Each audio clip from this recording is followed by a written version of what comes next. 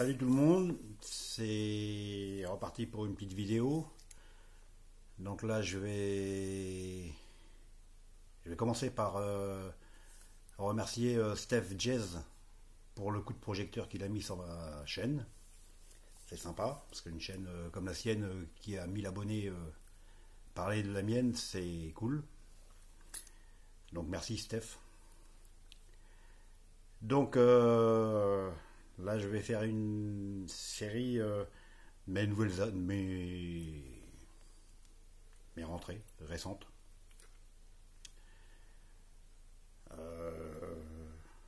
J'en ai eu pas mal qui sont arrivés d'un coup là parce qu'il y avait beaucoup de précommandes. Donc c'est du très très récent. Il y a un peu d'occasion. Enfin, il y a tout, c'est comme d'habitude, du hard rock, du heavy metal, du rock. Donc voilà, je vais essayer de vous faire ça bien. Donc on va commencer par... Il y aura du, je pense, méconnu pour certains. Donc je vais commencer par un qui est connu. Trust. Alors Trust, tous ceux qui suivent ça depuis les années... enfin qui suivent le hard rock, ils connaissent quoi, je pense. Et récemment j'avais entendu... bon, j'ai pas mal d'albums vinyles de chez eux, deux, mais j'avais entendu qu'ils allaient refaire, revisiter leurs trois premiers albums. Alors, pourquoi? Parce que je sais pas, parce que sûrement un côté financier ou peut-être pour s'amuser, enfin bref, on s'en fout un peu, hein. Ils les ont fait, on achète ou on n'achète pas. Alors comme moi je suis un petit peu addict, Trust j'écoute depuis 1979, donc ça fait partie de mon ADN, on va dire. Et je suis curieux parce que on trouve pas spécialement de vidéos sur ça, sur les revisités là. Alors je me suis dit, j'ai vu il y a pas longtemps qu'ils avaient sorti en vinyle, donc je les ai pris. Donc le Trust 1.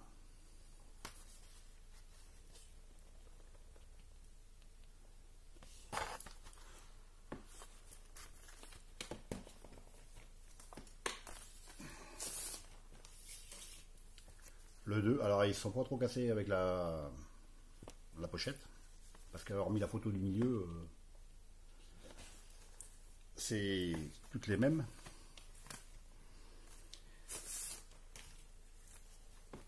Et le 3.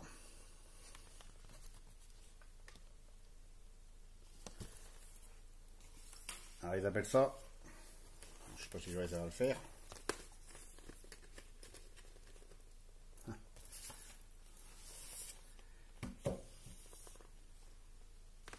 À peu près comme ça fait ça à peu près. Pas facile. Récidive. Alors au début je voyais pas trop intérêt de refaire les trois premiers puisque c'est les meilleurs. Et ils sont très bien. Alors autant il y a des groupes des années 80 qui auraient besoin éventuellement d'être revisités, les albums, que les premiers Trust, aussi bien en qualité qu'en... Enfin tout, ils sont très très bien. Bon, je les ai pris par curiosité, puis comme j'ai dit, je suis quand même assez addict à Trust. Alors quand on met... Alors je vais pas faire une cro parce que je sais pas faire les chroniques, je vais lui donner mon ressenti. Quand on le met la première fois sur la platine, on a l'impression qu'il y a un problème avec la platine, qu'elle tombe pas assez vite. Il y a un truc qui fait que ça paraît plus ralenti, moins en dedans, on va dire. Et au début c'est surprenant, c'est même un peu limite décevant. Puis je réécoute, et au final, je réécoute. Et déjà à la deuxième écoute, on s'aperçoit que musicalement c'est vraiment bien foutu. C'est pas du tout un copier-coller. Alors on reconnaît bien les titres, mais il y a quand même pas mal de trucs qui changent. Des accords de guitare, certaines paroles sont un petit peu changées. Enfin, c'est pas sur l'ensemble, mais c'est plus, ça me donne une impression un peu plus bluesy, rock bluesy. Et c'est vraiment, au final, je les trouve très bien ces trois trusts. Alors, je sais pas si on prend par exemple comme ça le Palace, il y a des trucs qui changent un peu. Il y a aussi sur certains titres, ils ont remis, enfin ils ont rajouté des chœurs, des choristes, qu'ils ont déjà mis sur leurs derniers albums. Alors moi j'aime bien. Après, les goûts et les couleurs, hein. Euh, ouais, toujours pas une thune, c'est pareil, ça change. Enfin, c'est pas. euh, dans la répression, moi j'aime bien, par exemple, Sortez Griff ou Passe, on a l'impression que c'est un petit peu joué. Alors Passe, la version 1980, c'est rentre dedans. En 80, quand on se mettait ça en soirée, on était gonflés comme des ballons. Là, c'est plus posé, plus. Enfin, je trouve que ça fait plus posé. C'est. Mais franchement, c'est bien fait, quoi. La musique, elle est. Alors, le chant, il est un petit peu mou quand même. Mais musicalement, c'est super bien fait. Et au final, je regarde pas du tout. Donc, ça fait deux versions. C'est carrément des versions différentes. Il y a la version des années 80 et celle-ci. En fait, ils ont. Enfin, c'est le ressenti que j'ai. Ils ont vieilli comme moi, quoi. En 80, quand on écoutait Trust, on était excité. Et là, quand on écoute du Trust, même si on aime bien le morceau des années 80, on est plus posé. Et c'est ce qui. Ou c'est ce qu'ils ont essayé de faire. Enfin, moi, c'est ce que je ressens. C'est plus. Même si les paroles sont toujours un peu pareilles. Enfin, c'est toujours aussi prenant, quoi, les paroles, parce que quand je dis un peu pareil. Et. Ah ouais, non, c'est bien. Alors, où je suis le plus déstabilisé, c'est avec. Entre guillemets. Avec le mitard. Parce que la version 79, il parlait de Jacques Messrine. Et là, et je sais que. Enfin, je sais. En 79, en 80, je disais Messrine aussi. Et pour avoir vu des films et des trucs sur lui, c'est pas Jacques Messrine, c'est Jacques Mérine qu'on dit. Et là, dans la chanson, il le dit, Mérine. Donc ça déstabilise un peu. Mais bon. Mais ouais, franchement, très bon achat. Le trust récidif, en fait, c'est bien. C'est même super bien. C'est différent. C'est l'avantage. Alors ça oblige à acheter, enfin ça oblige. Dans l'idéal, c'est voilà, on prend les trois d'un coup, hein. Mais bon, très bel achat. On va passer dans un truc un peu moins connu, je pense, pour certains. Alors moi, j'ai des découvertes sur Bandcamp. Alors eux, j'ai des foutus où eux. Voilà. Ils sont sortis. Le groupe Devil Electric. Donc c'est un groupe australien de, de heavy rock à tendance un peu doom. Donc je les avais découverts sur Bandcamp, alors je ne sais plus trop quand. Donc le groupe il est de... ils ont un album avant, il est de 2017, l'album d'avant. J'ai jamais pu le choper parce que ils doivent être hyper connus. Enfin, même les repressages, ça part très vite. Donc quand ils avaient annoncé qu'ils allaient sortir celui-ci, je me suis dit il faut que je surveille de près. Donc c'était d'Australie. Je suis sur le Bandcamp et en fait je me suis aperçu que c'était pressé en Allemagne chez comment ça s'appelle ça, Cosmic Artifacts. Non, je connaissais pas le label. Donc c'est cool parce que du coup un groupe australien, on le faire venir de chez eux. Et gros risque de taxe. Là, d'Allemagne, c'est tranquille. Donc au final, je l'ai pris sur leur label. Et je me suis pris la version spéciale du label. Cosmix. Encore, c'est joli. Un beau label.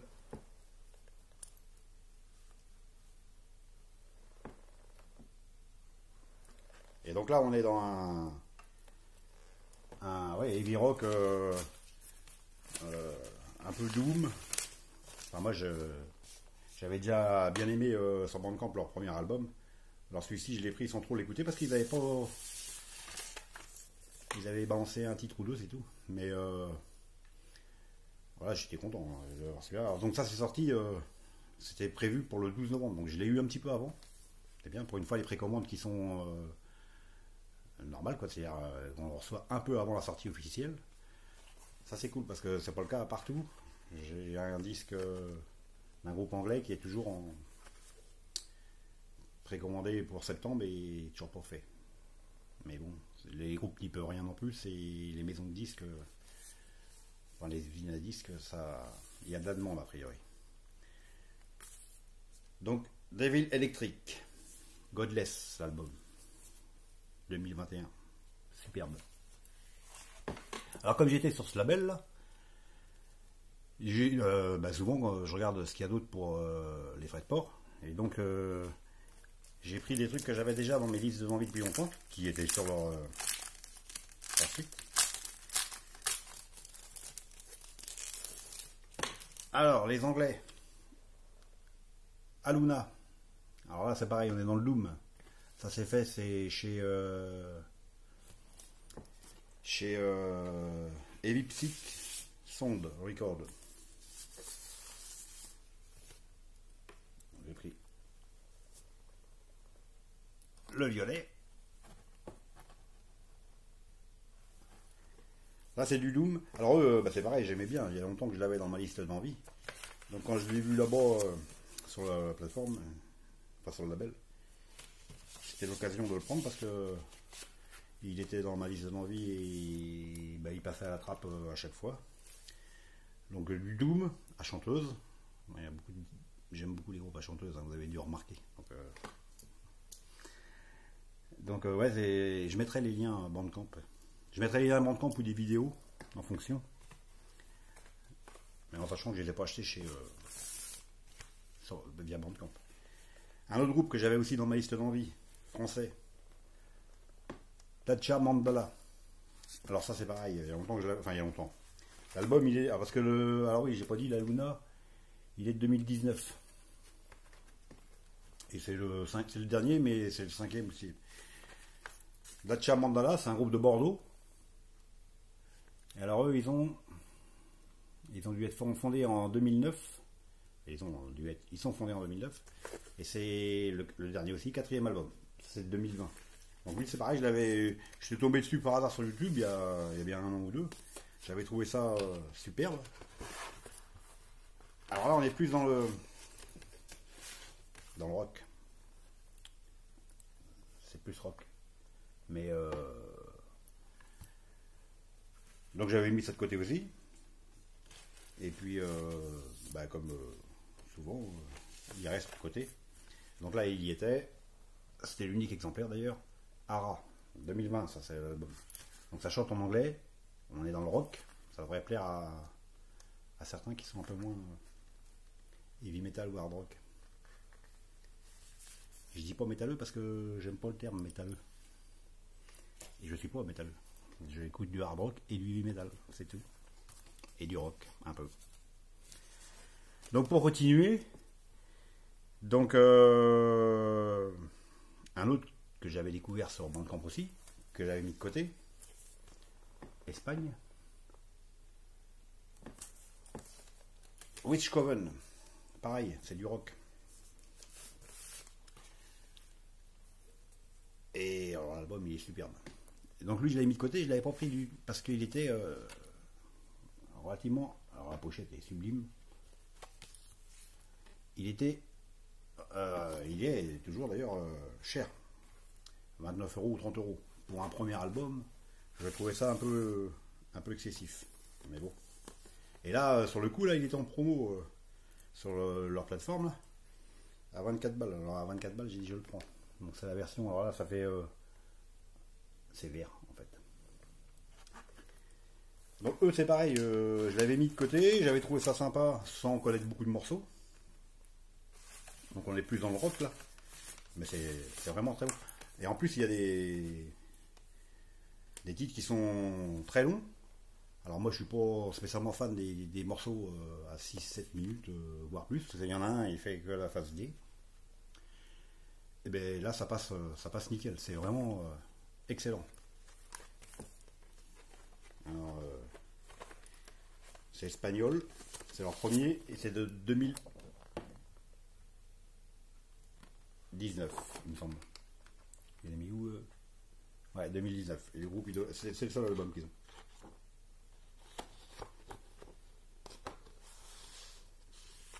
Mais vraiment, vraiment très bon. Witch Coven. L'album c'est Oversea, espagnol. Un autre que j'avais suivi au Theater Camp et que ils avaient quand même un EP de fait pour l'instant, des Américains. Et là, ils sortaient de leur premier album via No Remorse. Alors, là, j'ai suivi de près. Shadowland. Alors là, on est dans le heavy metal traditionnel, en fait. C'est les Américains. Donc, la sortie, c'était là. Le 11 novembre ou 12 novembre, je ne sais plus. Donc, je me suis pris la version rouge chez No Remorse. Ils sont bien fait les trucs chez No Remorse, les albums. Et donc là, oui, c'est du heavy. Là, je suis pareil, pas déçu. Heavy traditionnel, comme j'aime, quoi. Pas de prise de tête.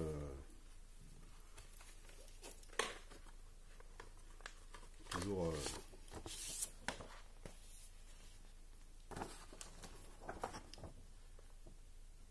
Shadowland.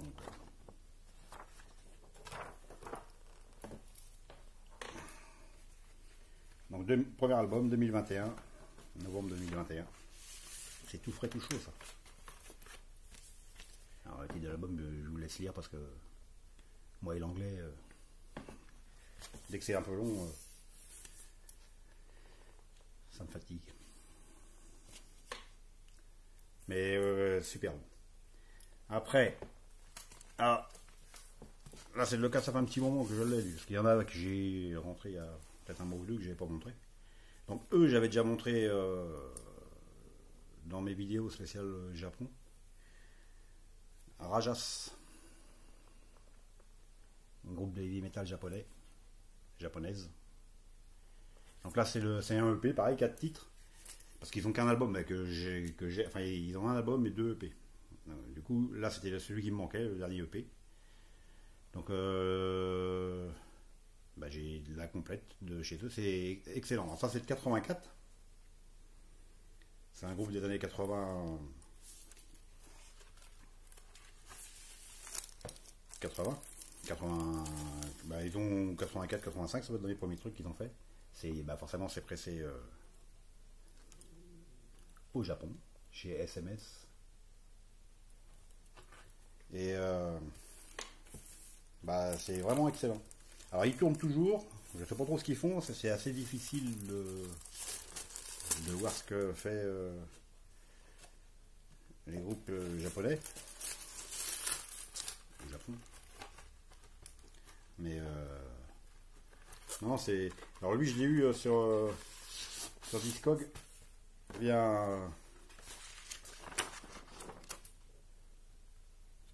un petit poster, via un revendeur en Allemagne. Donc comme ça, tranquille, pas de taxes non plus. Et puis de toute façon, les disques, lui, j'en avais déjà acheté plusieurs chez lui. Ils sont nickel. Rajas, ouais, c'est vraiment excellent ça. Heavy metal, comme j'aime. Un autre que j'ai depuis un petit moment, Lucifer, le 3. Alors eux c'est des Allemands. Alors on est dans le hard rock un peu doom. Alors j'aime. Alors c'est leur 3e album. Ils viennent de sortir un 4e. Le 2e, j'ai déjà le 2e. Je connais depuis un petit moment Lucifer avec Mais celui-ci, j'avais hésité un peu parce que le deuxième, je le trouvais bien, mais il avait tendance à me lasser sur le long terme. Et puis au final, j'ai pris celui-ci est nettement meilleur. Enfin, je trouve. On est en hard rock à tendance doom, mais ça. Ah, il est génial. Je mettrais pareil un lien, et je pense que pour le coup, je vais me prendre le 4 qui vient de sortir. Lucifer. Et puis je vais finir vite fait, parce que là je suis déjà à 20 minutes, avec le bootleg. J'en ai plusieurs, mais là je vais en montrer que deux, en rapide. Les bootleg, pour ceux qui savent pas ce que c'est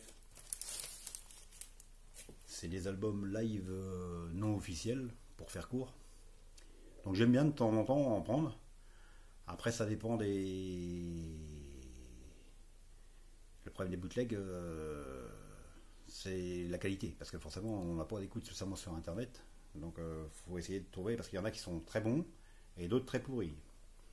Donc un que je viens de rentrer en version live, session BBC de Shepard.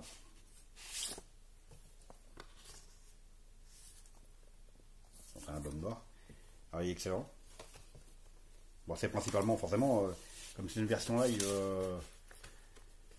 79-80, bah, c'est principalement les titres du premier. Mais voilà, je suis content parce que la qualité est correcte, voire très correcte. Après, ça reste toujours inférieur à un album officiel, mais j'aime bien les bootlegs pour ça, c'est que c'est de la prise directe. Donc c'est sympa.